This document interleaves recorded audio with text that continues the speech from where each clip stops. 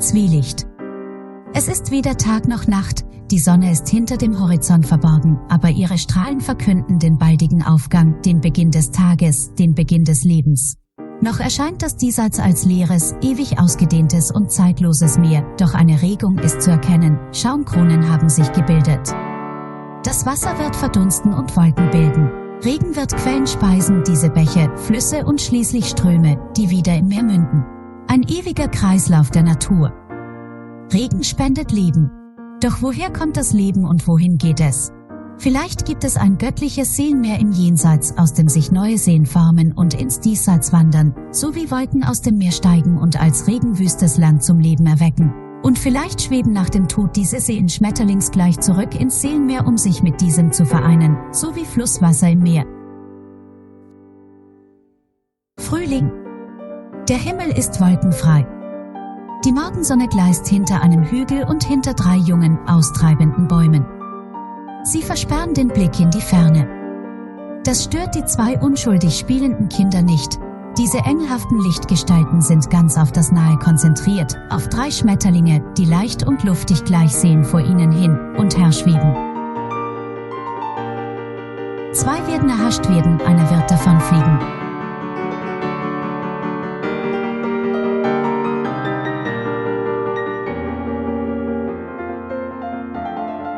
Doch dieses kleine paradiesische Naturidyll, nicht einmal Kleider werden getragen, ist vergänglich. Die Frühlingsblumen werden verwelken, der Baum jenseits des Baches wird fallen.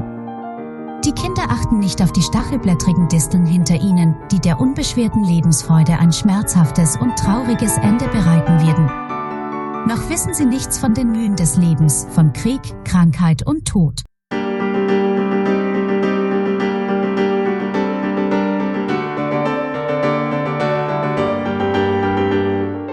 Menschen werden Dörfer bauen, ihre Städte Natur zerstören, ihre Kriege Landschaften verwüsten.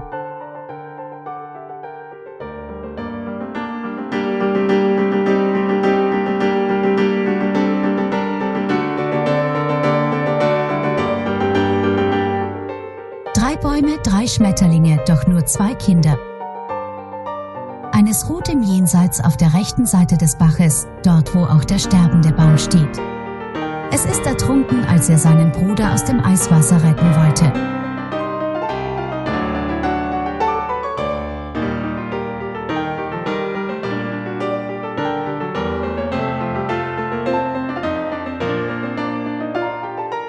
Eine Quelle am Fuß des Hügels speist den Bach. 2 Vögel steigen auf, der Beginn einer Reise.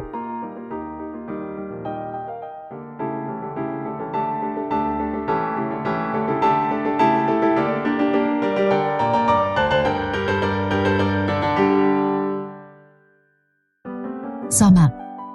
Die Mittagssonne steht hoch, Wolken sind kaum zu erkennen. Der Bach ist inzwischen ein Fluss, der durch eine schöne, weite Naturlandschaft mit Dorfidyll in die Ferne neandert. Sein Weg ist noch weit, seine Mündung hinter den Bergen nicht zu erkennen.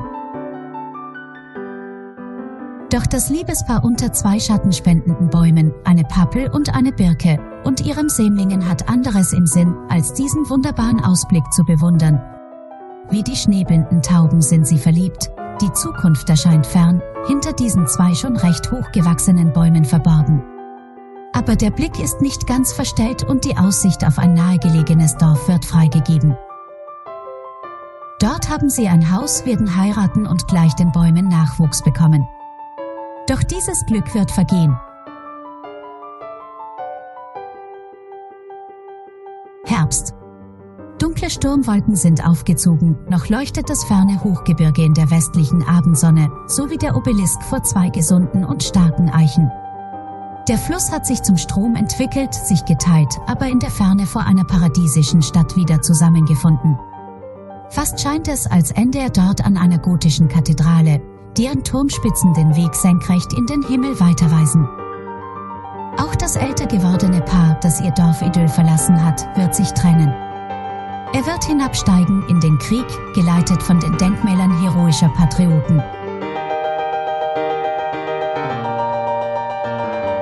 Er hat keine Angst davor zu fallen wie diese Helden, die hinter dem Obelisk begraben liegen, und schreitet entschlossen voran.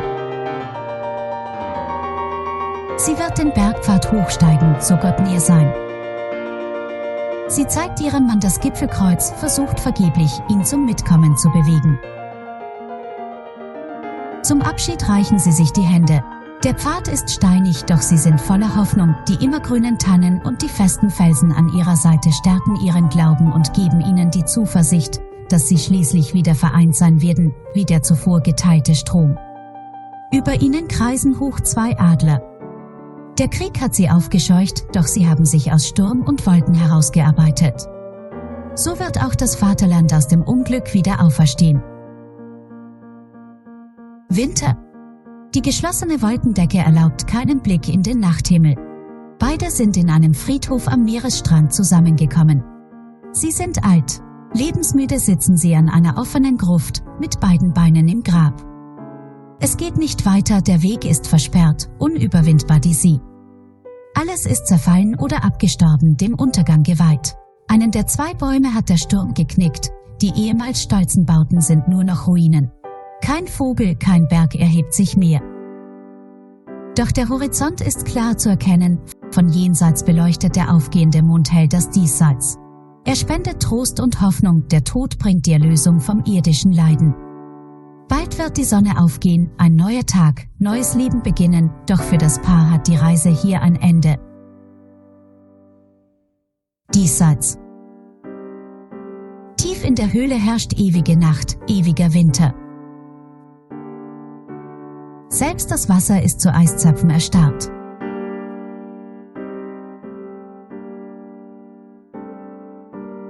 Alles Leben ist entwichen, zurückgeblieben sind nur die entseelten Gebeine des Paars, die schwach vom Vollmond hinter den Wolken beleuchtet werden. Eine mystische, friedvolle Ruhe umgibt die Toten. Ihre Seelen sind vereint im Jenseits hinter den Wolken, hinter dem Horizont.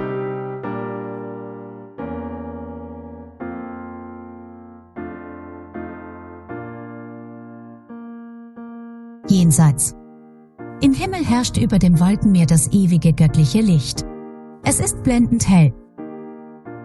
In seinem Glanz erst strahlen die Seelen der Verstorbenen. Nun sind sie mit dem Göttlichen vereint. Vielleicht werden sich wieder neue Seelen formen und die Reise beginnt von neuem.